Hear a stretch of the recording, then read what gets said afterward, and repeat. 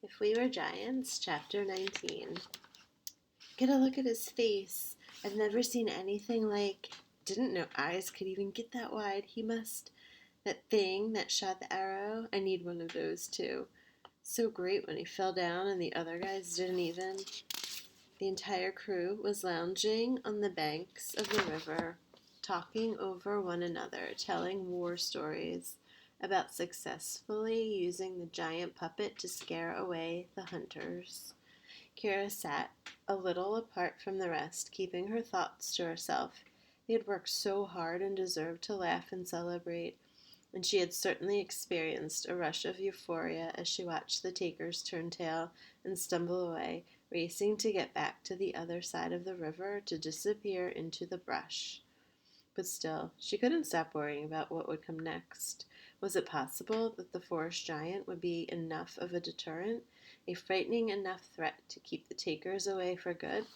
The illusion was clever and well constructed, and she had no doubt that the archer's smashed toe would make him reluctant to return. But as grateful as she was to Luan and his friends for doing all this, she couldn't help but think the men must have realized it was a decoy of some kind, or a youngster's prank. The best she could hope for was that the hunters would be too embarrassed to tell their comrades about what happened, but they would steer them in another direction. On the other hand, if the takers never heard about it, then all this had been for nothing.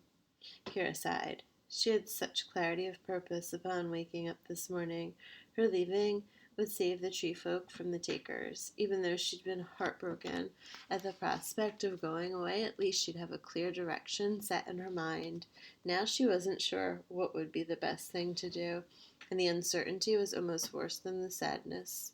After an hour or so of imaginative reminiscing, the confrontation growing bigger and more legendary with each retelling, the group wore itself out. Luan and his friends lolled back against the riverbank, hands clasped behind their heads as they gazed up at the sky. Look at those clouds, Luzan said. Finally, you think the rain will start tonight? Tomorrow at the latest, Gary said.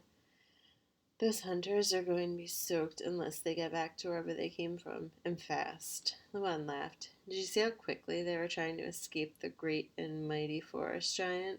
They must be miles away by now. Kira hoped so. The group went back to studying the sky. After a while, Makina spoke up. This is the longest dry spell I can ever remember in my entire life. Your entire life? What are you, about 5 years old? Luan snickered. I'm sorry to say, McKenna, but the span of your living memory is not all that impressive. The others joined him in laughter. I'm 12. Well, almost, and I can't help it if I'm small for my age, McKenna huffed. And besides, my parents said the same thing. They said it could be the longest dry season ever of all time. Oh, quit picking on her, Luan, Tia said.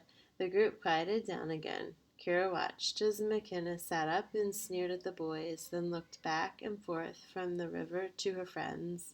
Hey, Luan, she finally said. You're always talking about how you're going to cross over to the other side someday. Why not now? Luan sat up and studied the river. Nah, I'll do it some other time. McKenna pressed on. But the river might never be this low again. This could be your last chance this season. Juan cupped his chin in his hand, looked out across the meandering current. Kira had to speak up. Luan, please don't tell me you're actually considering this. McKenna shrugged. Maybe he's just afraid. How old are you anyway, Luan? 5? Luan, still full of himself from the victory over the takers, puffed out his chest. Nearly full grown. I could do it right now. No problem. I bet you couldn't get across and just touch a single tree on the other side. Stop it, McKenna. Tia shook her head. I agree with Kira. Don't do this, Luan. There's no need. Luan jumped to his feet. You know what? Sometimes you don't need a reason to do something amazing, he cried, and ran full tilt toward the river. Kira gasped and put her hands over her chest. Her first instinct was to jump up and run after him, grab him, and drag him back to the safety of their little group. But she knew that was useless. As always, Luan was going to do what Luan was going to do. So all she could do was sit there and watch as he splashed into the river and started chugging forward. first in water up to his knees, then waist, then finally his chest. When it got almost to his shoulders, Kira could tell he was struggling to keep his footing. That boy is crazy sometimes. Kahari shook his head. Tihaf scoffed. That boy is stupid sometimes. Kira watched in silence as the one got smaller with distance, his head bobbing up and down as if he were jumping off the riverbed to keep himself above the surface. Out in the middle, it must have been so deep that he couldn't touch at all because he started swimming, pumping his arms and legs furiously at the current pushed him downstream. Kira didn't realize she'd been holding her breath until the one finally got past the middle, close enough to the other side that his feet had found the bottom once more, and he was straining forward, waiting until the water was back down to his chest, his waist, and finally his ankles. Kira could start breathing again. When the one strode out of the river safely on the other side, he turned and raised his arms in triumph. His friends stood and applauded him, whistling and cheering. McKenna cupped her hands around her mouth and shouted, "Remember, you have to touch at least one tree."